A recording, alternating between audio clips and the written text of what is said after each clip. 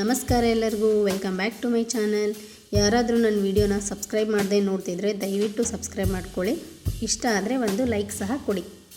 ತುಳಿದವರ ಮುಂದೆ ತಿಳಿದು ಬದುಕು ಮನುಜ. ಮನುಷ್ಯನಿಗೆ ಛಲ ಇರಬೇಕೆ ಹೊರತು ಹಠ ಇರಬಾರದು, ಬಲ ಇರಬೇಕೆ ಹೊರತು ಅಹಂ ಇರಬಾರದು.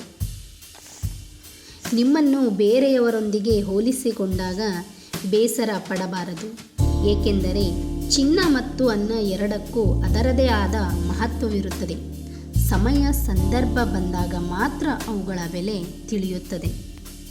ಆದ್ದರಿಂದ ಆಯ್ಕೆಗಳು ನಮ್ಮದ್ದೇ, ನಿರ್ಧಾರಗಳು ಕೂಡ ನಮ್ಮದೇ ಆಗಿರುತ್ತವೆ. ಆಯ್ಕೆಗಳಲ್ಲೆಲ್ಲೋ ನಿರ್ಧಾರಗಳಲ್ಲೂ ತಪ್ಪಾದಾಗ ಸುಲಭವಾಗಿ ಸಿಗೋ ಉತ್ತರವೇ ಅದು ಮಾತ್ರ ನಮ್ಮ ಹಣೆ ಬರಹ ಎಂದು. ಆದರೆ ಜೀವನದಲ್ಲಿ ನಿಮ್ಮ ಬೆನ್ನ ಹಿಂದೆಯೂ ನಿಮ್ಮನ್ನು ಗೌರವಿಸುವ ಕೆಲವು ಸಂಬಂಧಗಳು ಇರುತ್ತವೆ, ಆದರೆ ತೆಗಳುವ ಸಂಬಂಧಗಳು ಕೂಡ ಇರುತ್ತವೆ. ನೀನು ಗೆದ್ದಾಗ ಬಂದು ಚಪ್ಪಾಳೆ ತಟ್ಟಿದ ಜನರು ನೀನು ಸೋತಾಗ ಅವರಾರೂ ಬರುವುದಿಲ್ಲ. ಗೆದ್ದವರ ಸ್ನೇಹಕ್ಕಿಂತ ಸೋತವರ ಸ್ನೇಹ ತುಂಬ ಒಳ್ಳೆಯದು. ಗೆದ್ದವರಲ್ಲಿ ಅಹಂ ಇದ್ದರೆ ಸೋತವರಲ್ಲಿ ಮಾನವೀಯತೆ ಇರುತ್ತದೆ.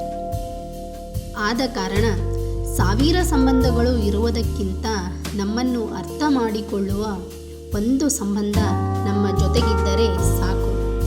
ಜೀವನ ಸುಂದರವಾಗಿರುತ್ತದೆ. ದುಡಿತವೇ ದುಡ್ಡಿನ ತಾಯಿ ಎಂಬಂತೆ ಸುಮ್ಮನೆ ಕುಳಿತರೆ ಹೊಟ್ಟೆ ತುಂಬಲಾರದು. ಕಾರಣ ದುಡಿಮೆ ಅವಶ್ಯಕವಾಗಿ ಬೇಕು. ಅಂತಹ ಸತ್ಯ ಶುದ್ಧ ಕಾಯಕವೇ ಜೀವನದ ಮೈಲುಗಲ್ಲಾಗುತ್ತದೆ. ಆದ್ದರಿಂದ ಇನ್ನೊಬ್ಬರಿಗೆ ಮಾರ್ಗದರ್ಶನವಾಗುತ್ತದೆ. ಇನ್ನೊಬ್ಬರ ಹಂಗಿನಲ್ಲಿರಬಾರದು. ಆದ್ದರಿಂದ ಖಂಡಿತ ಒಳ್ಳೆಯದಾಗದು. ದುಡಿದು ಬೆವರಿನ ಬೆಲೆಯನ್ನು ತೋರಿ ಗಳಿಸಬೇಕು, ವ್ಯರ್ಥ ಖರ್ಚು ಮಾಡಬಾರದು. ಅಂತಹ ಉಳಿತಾಯವೇ ಮುಂದಿನ ಜೀವನಕ್ಕೆ ದಾರಿದೀಪವಾಗುತ್ತದೆ. ಮನುಷ್ಯನ ಜೀವನ ಚಿಂತೆ ಇಲ್ಲದವನಿಗೆ ಸಂತೆಯಲ್ಲಿ ನಿದ್ದೆ ಬಂದಂತೆ ಆಗಬಾರದು.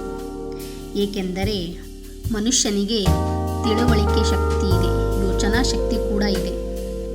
ಚಿತೆ ಹಾಗೂ ಚಿಂತೆಗೆ ಒಂದು 0 ಮಾತ್ರ ವ್ಯತ್ಯಾಸ.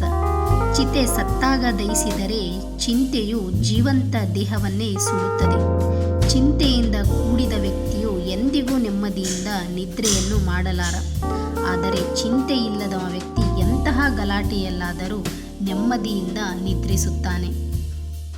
ಸೊಕ್ಕಿದ್ದವನು ಸೊರಗಲೇಬೇಕು, ಬೀಗಿದವನು ಬಾಗಲೇಬೇಕು, ಏರಿದವನು ಇಳಿಯಲೇಬೇಕು, ಮೆರೆದವನು ಮಣ್ಣಾಗಲೇಬೇಕು, ಉರಿದವನು ಬೂದಿಯಾಗಲೇಬೇಕು. ಇದು ಕಾಲಚಕ್ರದ ನಿಯಮ. ನಿಮಗೇನಾದರೂ ಈ ವಿಡಿಯೋ ಇಷ್ಟ ಆದರೆ ದಯವಿಟ್ಟು ಒಂದು ಲೈಕ್ ಕೊಡಿ. ಹಾಗೆ ಈ ಚಾನಲ್ನ ಯಾರಾದರೂ ಸಬ್ಸ್ಕ್ರೈಬ್ ಮಾಡದೇ ಇದ್ದರೆ ಸಬ್ಸ್ಕ್ರೈಬ್ ಮಾಡ್ಕೊಳ್ಳಿ.